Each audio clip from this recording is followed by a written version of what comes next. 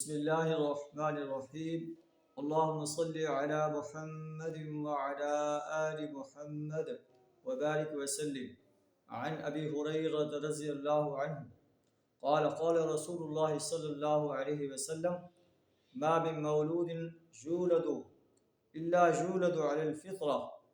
رواہ البخاری. حضرت ابو ہریرہ رضی اللہ تعالیٰ عنہ روایت کرتے ہیں کہ نبی صلی اللہ علیہ وسلم نے فرمایا کہ ہر بچہ فطرت اسلام پر پیدا ہوتا ہے.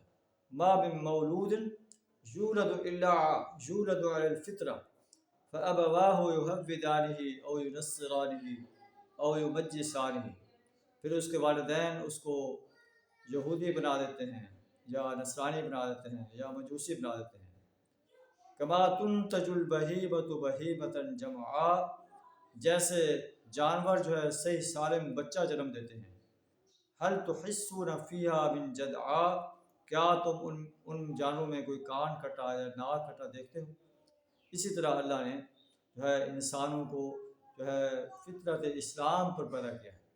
فطرت اللہ التی فطر الناس علیہا لا تبدیل لخلق اللہ. اللہ سے دعا کرو ہمیں فطرت اسلام پر جو ہے قائم رہنے کی توفیق عطا فرمائے، ہمارا خاتمہ ایمان پر فرمائے. وآخر دعوانا الحمد للہ رب العالمین.